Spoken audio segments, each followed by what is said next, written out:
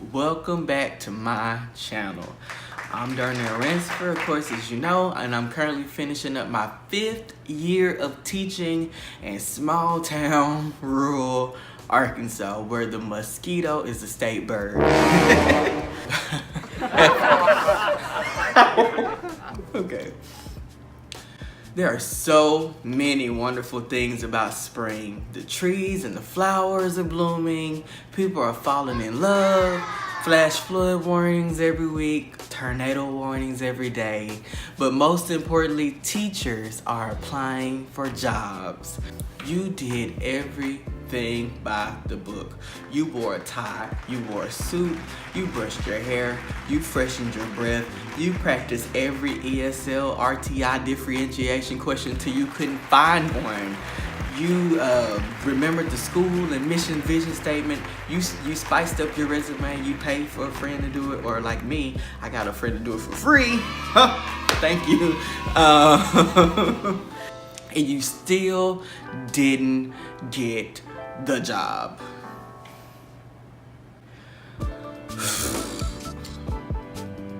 You're probably on the couch right now binge watching Netflix or the act on Hulu, asking yourself, what did I do? Why am I not enough for this school district? This was my dream job. I might as well give up teaching. I spent $40,000 on my education and I didn't get the one job that I asked for. Well, you may be wondering what to do now. Well, I got news for you. You will find a job and you will get over this hump, even if you have to commute.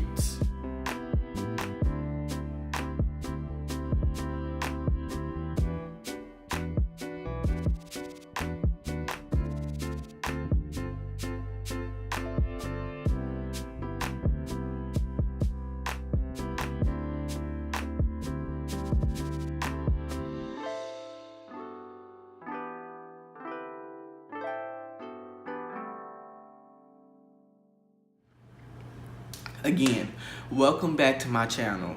I am so humbled by all of you that have subscribed to my channel, watched my videos, shared my videos, commented on my videos, laughed with me, cried with me.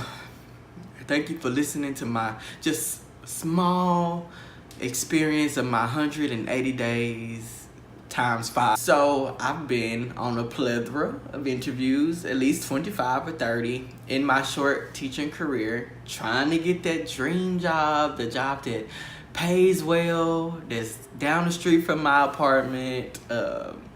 Kids are nice, you know what all teachers look for. Nice curriculum, good score, but that started me to thinking about all of those times that I didn't get that dream job that I wanted, the job that I interviewed, I thought I went to college for, I prepared for, classes prepared me for, and I still didn't get that job. And I know many of you are in that same situation. So I'm naming this series, I Didn't Get My Dream Job. Episode 1, I Am a Commuter. Boy, do I have some stories to tell you about commuting. So if you watch my first year teaching video from, it's about 8 months ago, I'll link it here. I'll put it in a card, wherever it is on the screen. I talk about, how it was kind of nightmarish to be a first year teacher, to be out of my certification. I'm certified 712 English. And I had to teach 5th and 6th grade writing. And so this commute was about 35 minutes. And as a new teacher, you're naive and you're like, oh, that's not very far. I can just get in my car. It's just 30 minutes. And that was the hardest 30 minutes of my life. Now, some days it was fair. It was nice. I got some crying and some thinking and singing done in that 30 minutes, but other times I was falling asleep on the road. And so when I was going, I had to get up at 5:30 in the morning, and I would have to drive the 30 minutes or whatever. I don't know what time I left my house, like 6:20, 6:30, I don't know.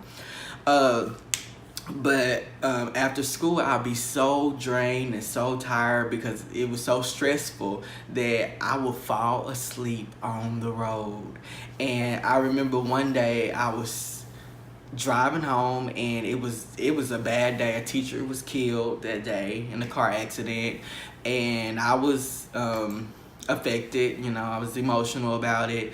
The kids were having a hard time. I haven't been able to sleep, and so I was on my way home trying to listen to some good music. It was 2014, and I fell asleep on the road. I blinked too hard, and unfortunately, when I blinked, I had a dream that I was driving, and when I woke up, I was in the ditch, and that scared me. It scared me. I was like, I really gotta get a different job, or I'ma literally die on the road falling asleep. But instead of pulling over and calling somebody to help me, I'm so naive, I get back on the road and keep driving. And then I fell asleep a second time. Yeah, I blinked too hard a second time too. So don't judge me. I know that's dangerous. I was young. I was 22 years old. I'm more experienced, as you can see the struggle beard. Okay, so then my second and third job, it was a farther commute, but it was on the highway. It was pretty easy. Still, I had a lot of car trouble that year. My transmission went out, flat tires, nails in my tire, and I wasn't getting paid enough to keep up with car maintenance, because you have to change the oil every so many miles, and I was putting those miles on the car like every 2-3 months. It didn't take very long, and so I wasn't making enough to commute 40 minutes, live in this town that I'm living in, make less, and try to keep my car in tip-top shape, and keep the gas in. And I remember certain times I was cashing in on an app to get gas money, because gas prices fluctuate. One day it could be $2.90, another day it could be $1.50. It just depends on, I don't know, the market. So maybe I could give you a few tips that will help you in your journey commuting to your not dream job, right? Tip number 1, learn basic car mechanics. I cannot stress how important this is for you and your safety. You will be on the road a lot, and you'll be on the road alone. And if you stay in Arkansas like me, most of those roads are dark and rural, and there's not anybody on the road that will stop and help you. Cell phone reception is terrible, and so learning basic car mechanics is a lifesaver. Changing flat tires. I remember one day I walked out from work thinking I'm gonna go home, and my tire flat. I had 2 nails in my tires. I had to call my dad and say, "Can you walk me through changing a tire?" Because I just didn't know. So that's helpful. Checking the oil, learning how to check those things, and keeping your tires at certain pressures, and keeping your windows clean, and keeping washer fluid. It's just all kind of stuff. A flashlight, keep you like a little screwdriver or a knife, a first aid kit. I cannot stress how important those things are, because you'll never know when you will need those things. I can guarantee you will have something happen to your car. Tip number 2, keep extra sets of things in your car. My mom always kept bottled water in the car, and I never really knew why. And it's kind of dangerous because the estrogen leaks from the plastic into the water. But keep extra bottled waters, medicine. I'm a migraine sufferer, so it's no telling when I have migraines. I had a few migraines driving down the road. Keep you some ibuprofen, Tylenol, Excedrin, whatever you keep in the car. You just never know. I can't tell you, one time I pulled over, I had the stomach flu, pulled over, just threw up on the side of the road. So just keep those things in the car, trust me. Keep clothes, underwear, shirt, pants. You never know. You just never know, people. I'm telling you, you never know when you have to spend a night at someone's house, or you're going to have to change clothes for an event you didn't plan for, or you're going to be sleeping on the side of the road. You just don't know.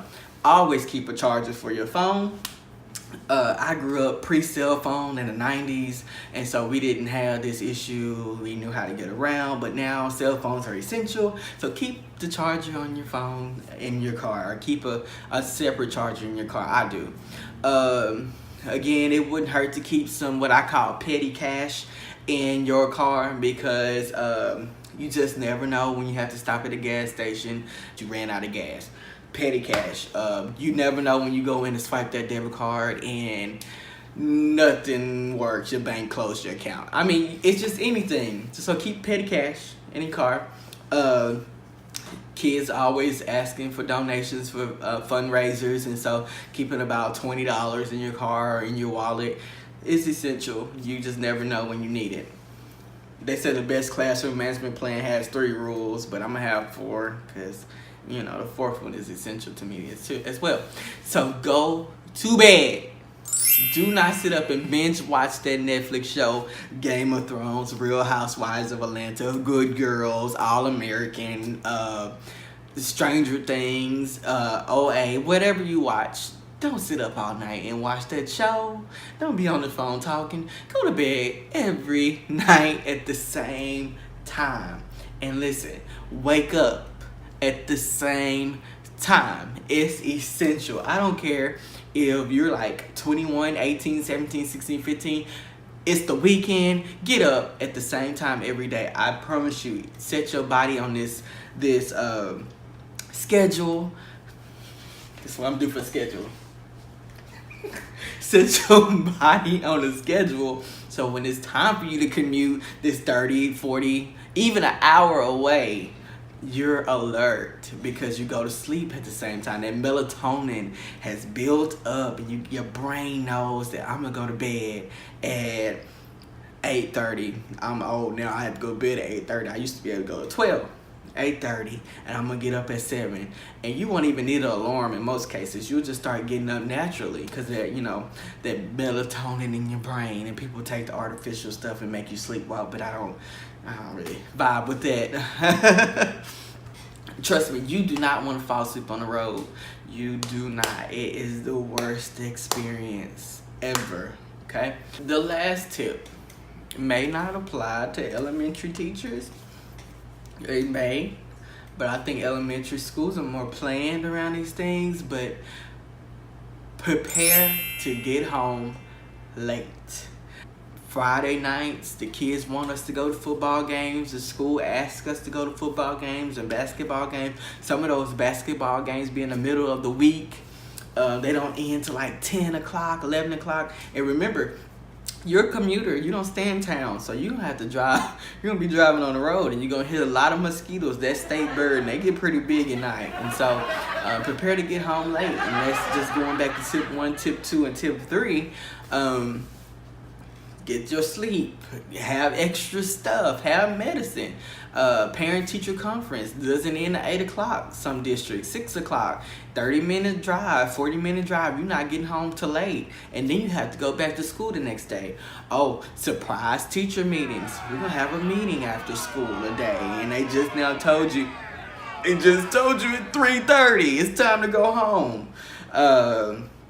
PLCs. I mean, just anything. They can throw anything, a monkey wrench in your plan. So just prepare for the worst. Prepare to get home late. Okay? If you got animals, I had Tiger Lily, kitty cat. Maybe I'll insert a picture here or here. I don't know how to. I'll put it somewhere. Make sure you feed them before you leave. All that good stuff. Make sure your iron is unplugged and your lights off. You don't want a highlight bill. But so this is the end of episode 1 of my I didn't get my dream job. I hope to continue this series. I'm glad you stayed with it and watched me to the end. Feel free to share, like, subscribe to my other videos. And I really do hope that I'll see you soon.